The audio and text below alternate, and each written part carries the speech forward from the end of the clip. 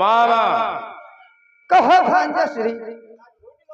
कल कुरुक्षेत्र रणस्थल में उस प्रकोदर भीम ने मेरे 14 भाइयों का संहार कर दिया।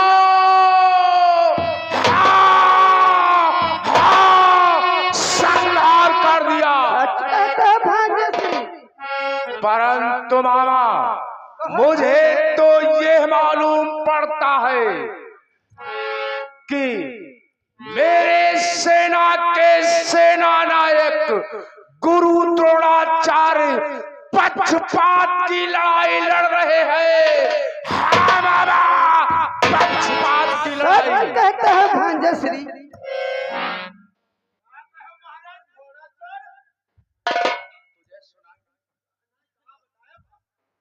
सुनाई नहीं पड़ता है।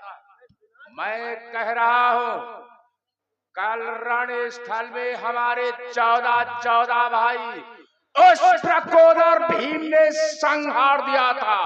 परंतु मुझे मालूम पड़ता है कि द्रोणाचार्य पक्षपात की लड़ाई लड़ रहे हैं।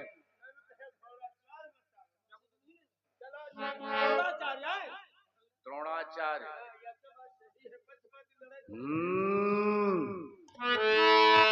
परंतु यह क्या, जिसके 14 भाई रणस्थल में संहार दिए गए हो, उसका हाथ तो शासन मदिरा के नशे में मस्त बैठा है।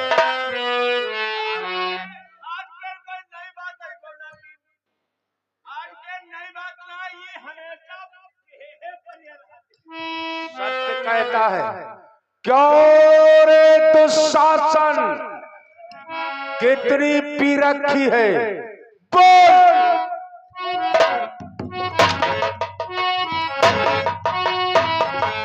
दादा श्री पी है तो इतने नहीं कि मैं अपना 14 भाइयों का प्रसोद भूल जाऊं। और ये क्या कहते हो दादा कि दादा श्री क्या कहते हो?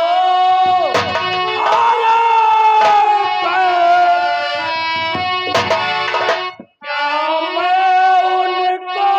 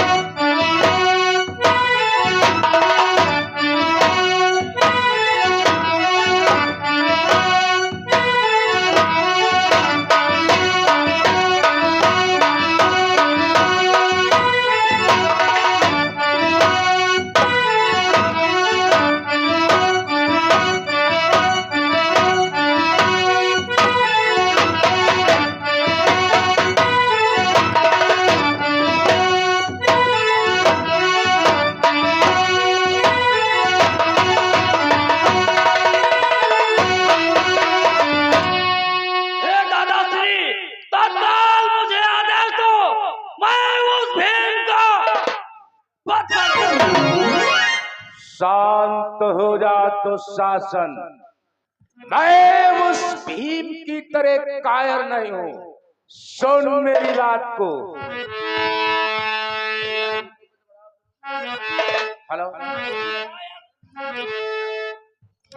और मैं पीरों का पाना लेकर, आरे पाना लेकर सोते को नहीं मारता हूँ।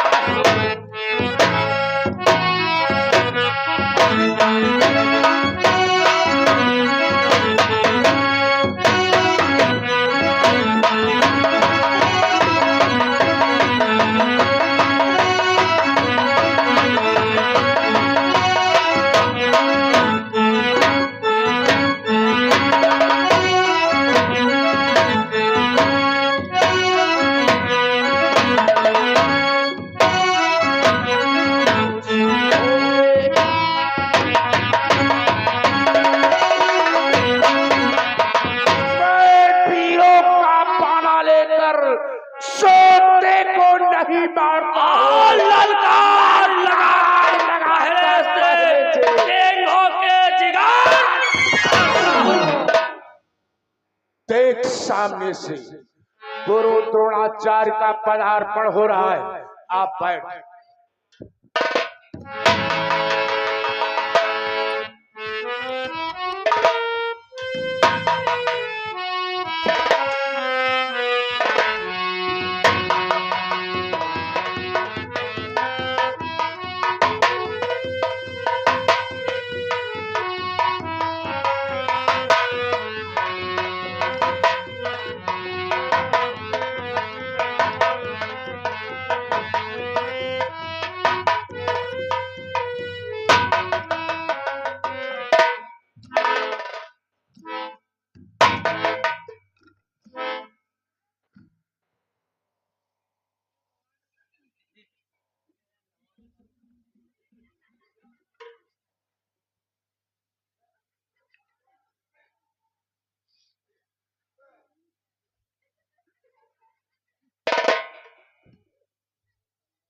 अरे द्वारपाल, क्यों इतना गुस्से में खड़े हो? क्या हो गया? परंतु तू इतना गुस्से में क्यों?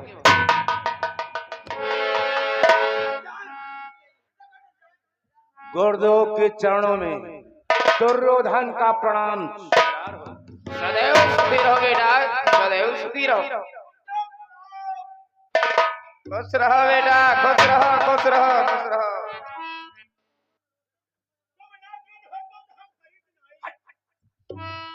बेटा दुर्योधन, आज मैं ये राजमहलों में क्या देख रहा हूँ? इतना सन्नाटा, इस प्रकार से उदासी छाई हुई है। इस उदासी का क्या कारण है? कारण, उदासी का कारण गुरुदेव, और कारण खुद आपको जानते हो,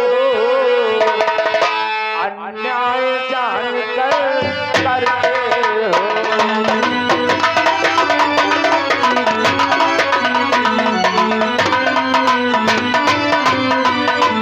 कारण खुद आप जानते हो, अन्याय जानकर करते हो, और मैं खूब समझता हूँ गुरुवर, कुछ ईर्ष्या मुझसे रखते हो।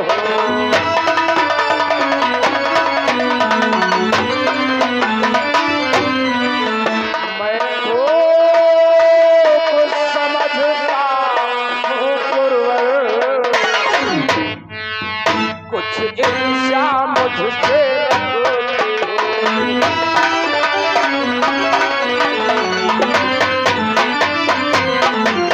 गुरुदेव, कारण पूछ रहे हो, जबकि कारण का मजमून सारा तुम जानते हो, मैं अच्छी तरीके से जानता हूँ।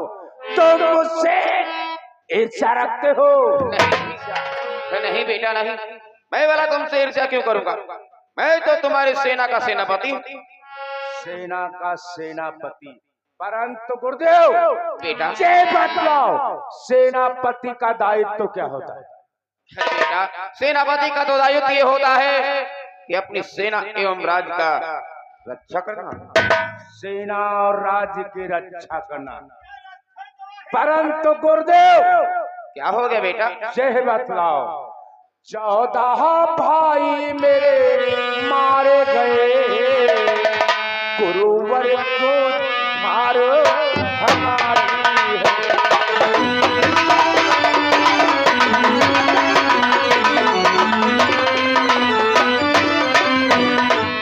14 भाई मेरे मारे गए, गुरुवर कुछ चाल तुम्हारी है, और होती है विजय पांडवों की, गुरुवर को हारो हमारी है।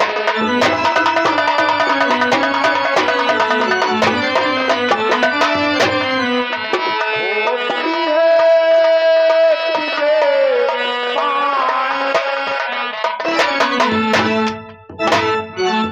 गुरुवर को हार हमारी है।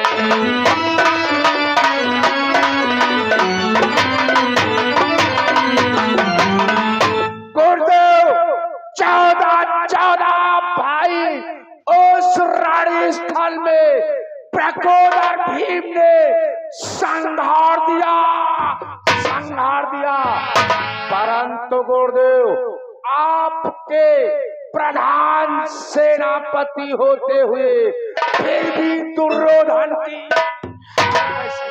बतलाओ। बेटा दुर्योधन, मैं स्वयं इस असमंजस में पड़ा हूँ बेटा। तुम तो जानते हो कि अभी मुझे तुम्हारी सेना का सेनाभार संभाले मात्र 2 दिन हुए, और 2 दिनों से मैं लगातार प्रयास करता हूँ बेटा।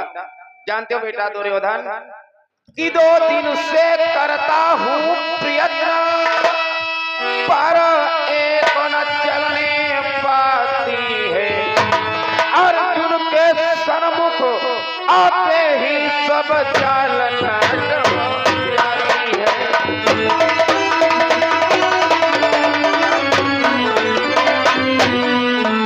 अर्जुन के सन्मुख आते ही सब चालना जाती है।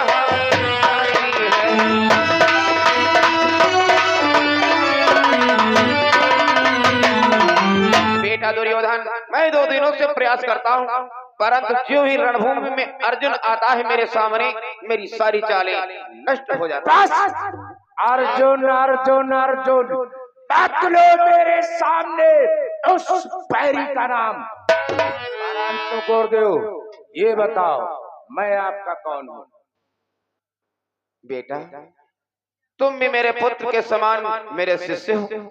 मैं पुत्र के समान मैं आपका शिष्य हूँ। और अर्जुन? बेटा, वो भी तो मेरा शिष्य ही है। परंतु शिष्यों में सर्वश्रेष्ठ तुम अर्जुन को समझते थे ना? तो जब अर्जुन तुम्हारे सामने समर भूमि में आएगा तो गुरुवार नतमस्तक हो जाते हैं ना? यही तो है। तो इससे अच्छा है तुम अर्जुन से युद्ध नहीं कर सकते तो उतार दो ताज और सेनापति पद से इस्तीफा दे दो। नहीं बेटा नहीं, चिंता ना करो, मैं अवश्य इसका कोई ना कोई उपाय निकालूंगा।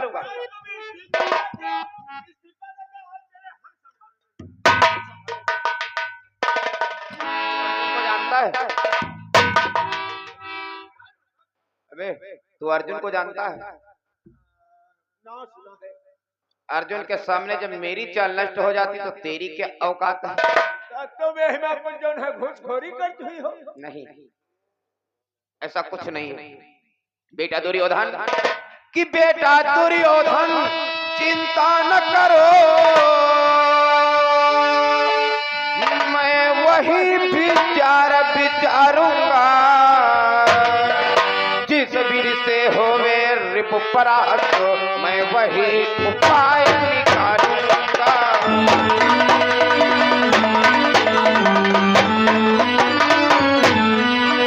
जिस वीर से होवे रिपु परास्त, मैं वही उपाय निकालूंगा।